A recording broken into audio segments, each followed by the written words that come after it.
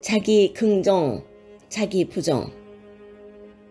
자기 긍정, 즉 자기가 잘 될 것이라고 기대하며 자기에 대해 좋은 이미지를 갖는 것은 언뜻 보면 성경적으로 보입니다.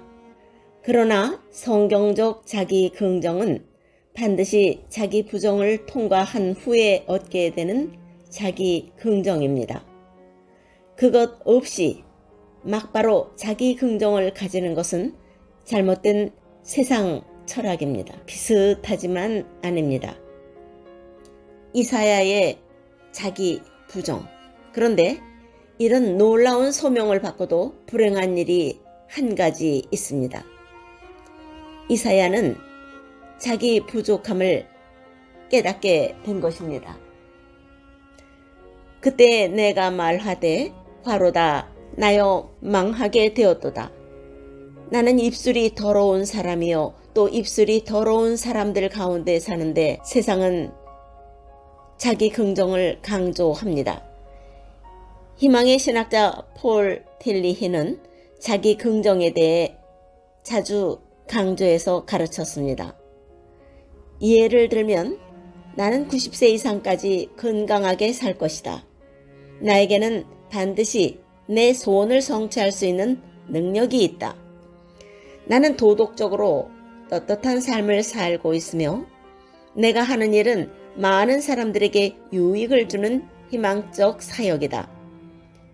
나는 비록 소시민이지만 위대한 사람이며 창조적인 인간이며 많은 사람들은 나를 필요로 하고 하나님도 나의 즐거운 협조자가 된다. 라는 식으로 자기 긍정을 하라고 가르쳤습니다. 그런 사람이 세상에서 성공한다는 것입니다. 그런데 지금 이사야를 보니 세상은 자기 긍정을 해야 무슨 일을 성취한다고 말하는데 정반대로 자기 부정을 선언하고 있습니다. 화로다 나여 나는 이제부터 망하게 되었도다. 나는 입술이 더러운 사람이요 또 입술이 더러운 사람들 가운데 사는데 왜 이사야는 자기 부정을 하고 있는가?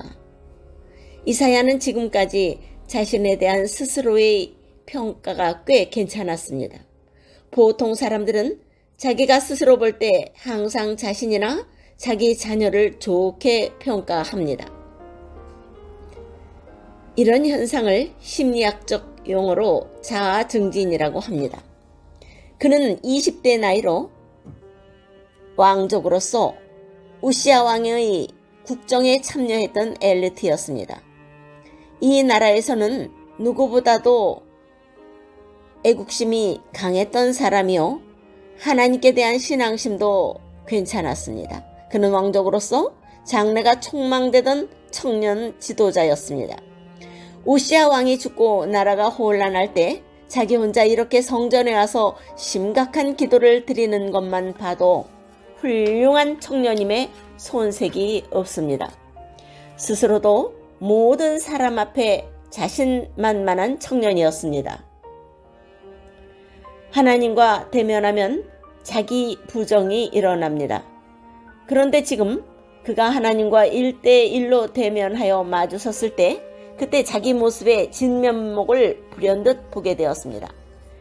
이렇듯 하나님과 대면하면 누구나 자기 본 모습을 보게 됩니다.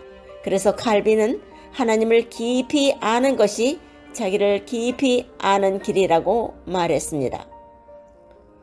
거기서 깨달은 자기 모습은 지금까지 자기가 알고 인정해온 잘난 이사야가 아니었습니다. 화로다 나여 나는 이제부터 망하게 되었도다. 나는 입술이 부정한 사람이요 나는 입술이 부정한 백성 중에 거주하면서 만군의 여호와이신 왕을 배웠음이로다.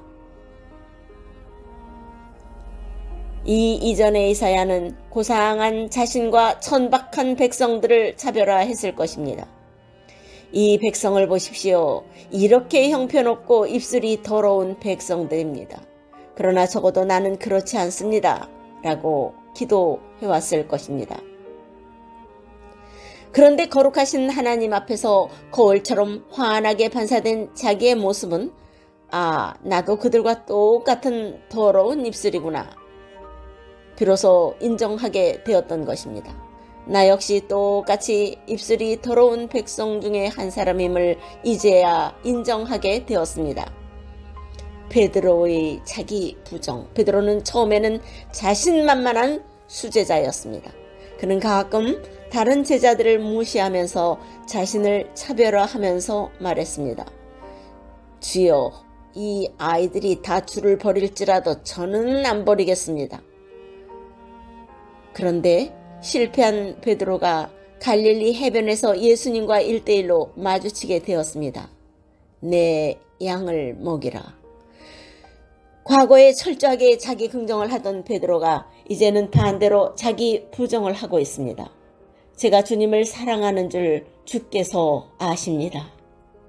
이사야가 성전에서 하나님의 임재 체험을 통해 자기 부정을 터득했다면 베드로는 가야바의 법정 앞에서 자기 정체를 비로소 깨달았습니다. 어떤 계집아이 앞에서 비겁하기 짝이 없게 예수님을 저주하며 부인하고 말았습니다. 당신 말투가 북쪽 갈릴리 사투리잖아요. 지금 무슨 정신 나간 황당한 말을 하는 게야? 너 미쳤지? 자기 정체의 진실이 자기 앞에 추악하게 나타났을 때 비로소 객관성 있게 자기 모습을 발견한 베드로는 너무 처참한 모습을 본 나머지 울었다고 했습니다. 아, 이게 나였구나. 겉으로 남들 눈에 드러난 입술은 죽는 데까지 따라가겠다고 매끄럽게 놀렸는데 이제껏 남들 눈에 감춰진 입술은 나는 입술이 부정한 사람이요를 고백하게 되었습니다. 자기 부정 후에 비로소 쓰임 받습니다. 사람은 누구든지 자기의 입술로 말하는 것보다 의롭지 못합니다. 하나님께 쓰임받은 사람들은 진실한 자기 발견의 고백이 있을 때 그때부터 하나님은 그를 쓰기 시작하십니다. 그때 스랍 천사 중 하나가 제단 숯불 중에 숯 하나를 부집개로 집어서 나라와 그 숯불을 내 입에 대며 말하여 가로되 보라, 이것이 내 입에 닿았으니 내 악이 제하여졌고 내 죄가 사하여졌느니라. 천사는 부정한 이사야의 입술을 숯불로 태워버렸습니다. 이 모든 정화 과정, 자기 부정의 과정을 거친 후에 여호와께서 말씀하셨습니다. 내가 누구를 보내며 누가 나를 위해 갈고 내가 여기 있나이다. 나를 보내소서. 우리 모두는 지금 이사야처럼 하나님의 성전에 나와서 예배 드리고 있습니다. 우리 중에 입술이 부정하지 않은 사람은 한 명도 없습니다. 나는 지금까지 매우 깨끗하게 살았고 선하고 누구에게나 존경받을 만하며 누구보다도 의로우며 사역도 누구보다 열심히 하고 있습니다. 나는 저 외식자들, 세속화된 저 인간들보다는 적어도 차원이 다른 사람이다. 이런 차별화 의식을 갖고 있다면 그는 하나님과 1대1로 대면하는 일이 절실히 필요한 것입니다. 그래서 누구나 주의 일을 하는 사람들은 이렇게 고백해야 합니다. 화로다. 나는 망하게 되었도다. 나는 입술이 부정한 사람들 중에 거하면서 세상에서 성공의 비결이라고 부르는 자기 긍정이 철저히 숯불에 불태워져 버리고 자기 부정을 통한 새로운 자아관이 자기 속에 정립되었을 때 그때가 바로 하나님께 사명과 부르심을 받는 시작입니다. 이런 자기 부정을 통한 부르심은 바울에게서도 똑같이 나타납니다. 바울도 처음에 강한 자기 긍정이 있었습니다. 나는 베냐민 지파요 히브리 중에 히브리인이요 가말리엘 문화생이요 율법의 선생이요 율법의 의로는 흠이 없는 자로다. 빌립보 3장 5절. 이런 자만심이 충만했던 사람이 다메섹으로 가는 길에서 주님을 만난 다음부터는 나는 죄인 중에 괴수로다. 나보다 더 죄 많은 사람은 없구나. 내가 원하는 선은 내가 행치 아니하고 내가 원치 않는 악은 내가 행하는구나. 나의 나 된 것은 하나님의 은혜로다. 이렇게 자기 긍정이 산산이 다 무너져 내린 그때부터 바울은 하나님께 쓰임을 받기 시작했습니다.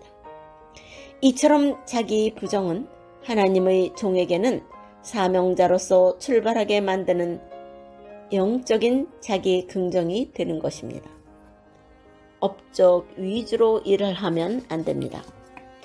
열매가 없을 수도 있습니다.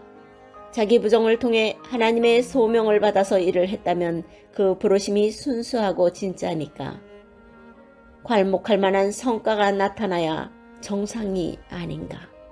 그러나 그렇지 않을 것이라고 하나님은 미리 주의를 주십니다. 너는 가서 이 백성에게 전할 것이다. 그러나 그 백성은 듣기는 들어도 깨닫지 못할 것이다. 보여주어라. 그러나 그 백성들은 알지 못할 것이다. 그 백성들은 마음이 둔하고 귀가 막히고 눈이 가려져서 회개하고 고침을 받지 못할 것이다. 아니 그러면 뭐하러 저를 보내십니까? 어느 때까지 그렇게 됩니까?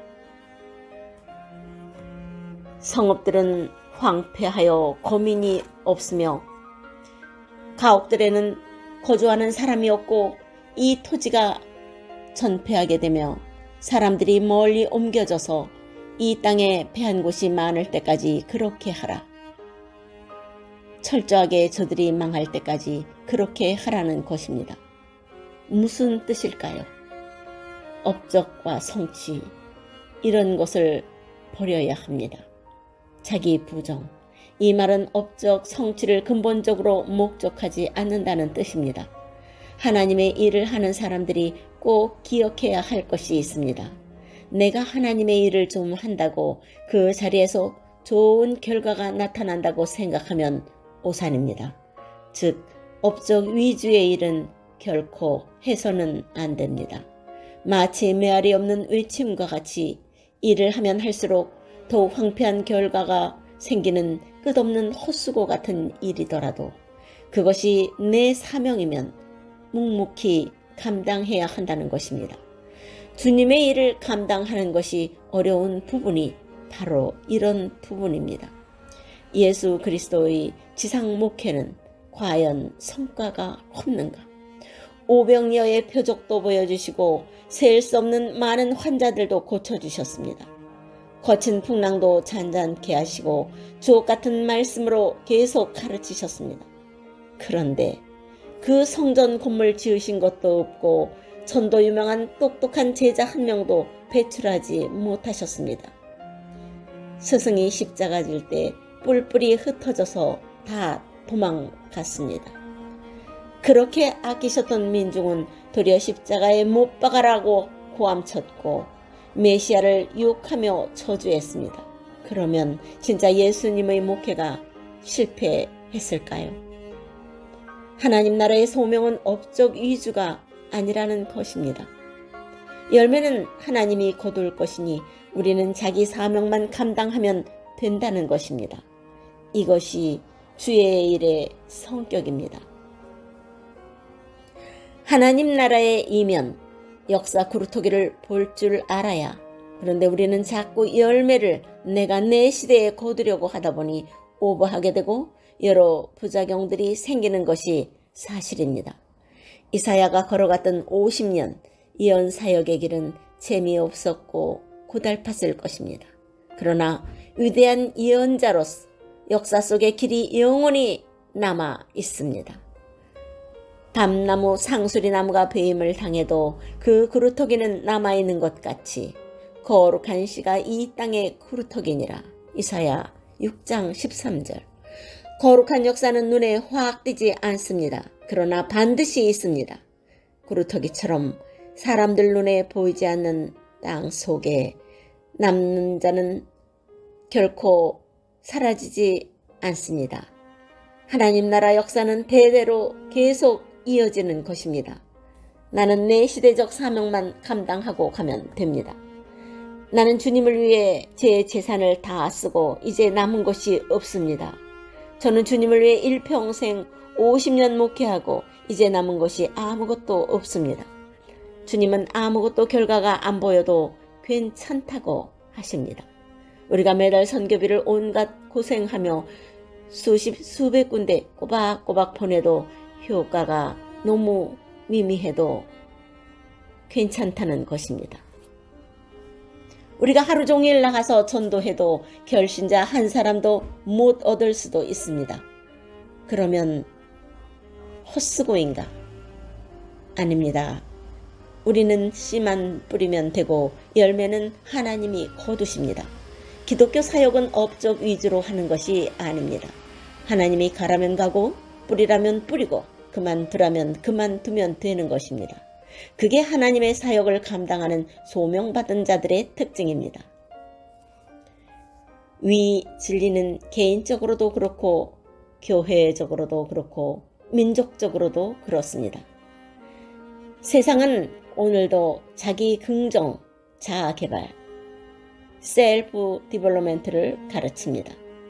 소위 요즘 유행하는 긍정의 힘입니다. 그러나 성경은 반대로 철저히 자기 깨어짐과 자기 부정을 가르칩니다. 신약 성경에 예수님의 가장 반복적인 말씀이 바로 이것입니다. 누구든지 나를 따라오려거든 자기를 부인하고 그리고 그 길을 가는 사명자들은 열매의 유무, 업적의 성취 유무에 관심 두지 않습니다. 주님이 명하심으로 갈 뿐입니다.